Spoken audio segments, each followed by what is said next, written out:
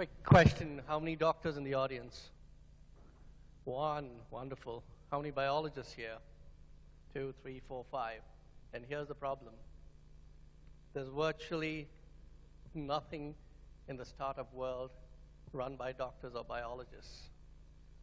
And healthcare we all think of is a really big sector. So I did my MBBS and MD in Bangalore, then wound up, for whatever reason, in the Boston area, and happened to go to Sloan. And if you're at Sloan, you have to start a company. That's the definition. So one good news, we've spent the last 2 years self-funded to build a device, which is beyond a device, and I'm just going to show it to you. But importantly, after we built it, ready to go to market, we got a seed fund by a fund raised by 2 IIT Kanpur graduates. So come on, you guys. If you clap loud enough, I think they've got the checkbook ready. So, all right, so here's a problem. If you look at medicine, it is based entirely on how the big companies drive innovation. So you have a CT scan, which is a 3-4 crore machine replaced every 6 months or every 2 years. But the fundamental way medicine works has not changed. We've started that process. So I met Rahul, my co-founder, a couple of years ago, and we built this. So if you walk into an ICU today, essentially what is an ICU? It's a bunch of parameters rigged up. What are those parameters? An ECG, your respiration, your oxygen saturation, your temperature, and a few others, and some lovely nurses around it. That's precisely what an ICU is. The engineers to build it. It's a 6-lead medical grade ECG. I'm going to repeat that. It's a 6-lead. Your engineers, a 6-lead gives you different vectors of the electrical activity of the heart. So picture a heart like this. If you just look at it in one dimension, you're getting one dimension. Something can be happening at a different angle.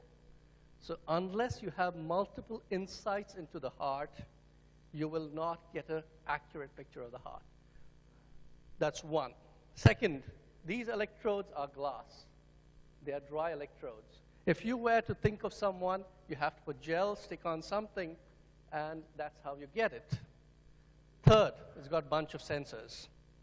So forget the accelerometer, that's conventional, temperature, oxygen saturation, and we're building 2 more, which is one is echo, to give you if the mitral valves or the other valves are working all right. So effectively, we are taking the ICU away from the ICU, and the patient walks out the moment they are non-critical, goes back to the ward, and we monitor this. So in real time, this data is, of course, being streamed to a little tablet on the doctor's desk, up to the cloud, to the nursing station. You know that part of it. But the important thing is you're getting patients to move out from an ICU into the ward. You're getting people who have finished a cardiac event out of the hospital back home, knowing they are continuously being monitored. So that is what we do. And my question is, why don't engineers do more of this? And I think part of the problem is engineers don't associate with doctors. Doctors work in a very, very isolated environment. So therefore, you craft something that you think is the best solution, but may not be the best solution. So again, it's a very simple device. How does it work? You walk into the doctor's office, he just gives it to you, you hold this into what is called the subclavicular region, or the precordial region, just like this. Exactly how I'm doing this. And you can watch this if you step outside, and that's it. And if you hold this against your skin, you'll have the live streaming onto a tablet, of course up to the cloud. We press a little print button, and you get your ECG, and you walk away. Of course, this is where it becomes interesting. So this, people walk away thinking it's a device. Oh, very cool. You're done, all right? To me, that's not where the problem is. To me, the problem is medicine, again, has a one point-of-time problem. I had a cardiac event now.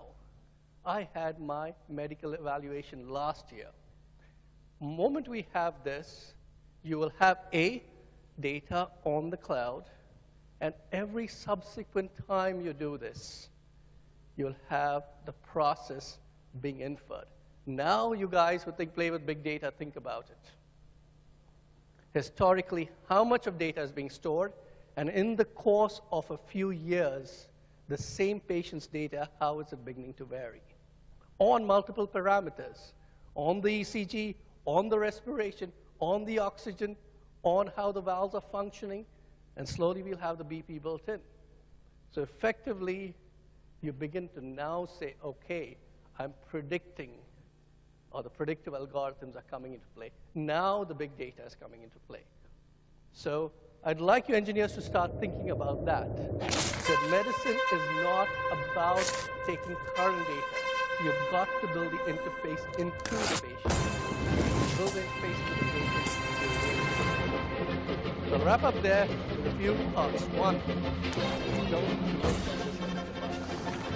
this is a handshake with the patient.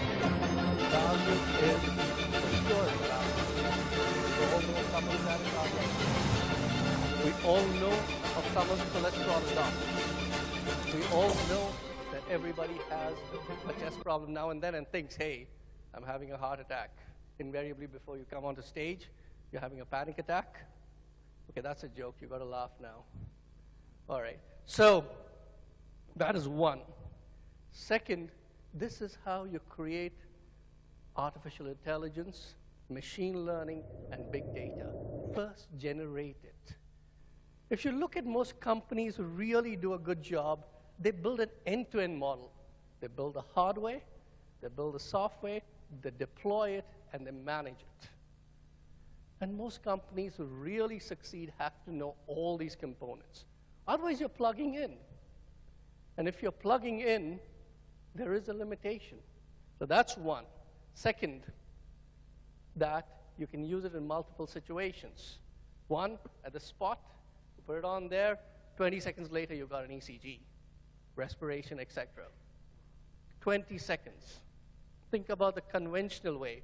You go in, the doctor prescribes, you go to a lab, you have to wait in line, you have to take off your clothes. Women, take off your gold chain, put in leads all over, there's a gel there, someone's prodding you, and then you get a readout, and then you have to wipe off that gel. Second, you can put this on and walk away. So there's a process called Holter monitoring. If you had a giddiness this morning, and if I took an ECG now, I may not pick up a skipped beat because it may not have been triggered now. If I put this on and send you away, I will be watching in real time if you did have a skipped beat or you need a neurologist or a different opinion. So you can wear it continuously. Third, patients who go off from the ICU, go back to the ward or go back to the home are being monitored. And then the variety, obstetrics, pediatrics, etc.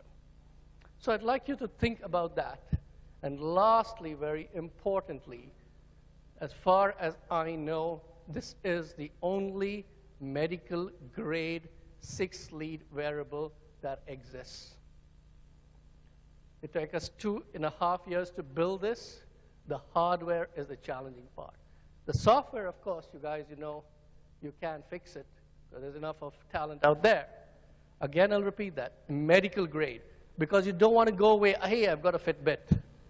A Fitbit is not giving you medical grade. It's giving you feedback, come on, run. A single lead is giving you one angle. A 6 lead is giving you serious medical grade. Thank you for the opportunity. I'll take questions later.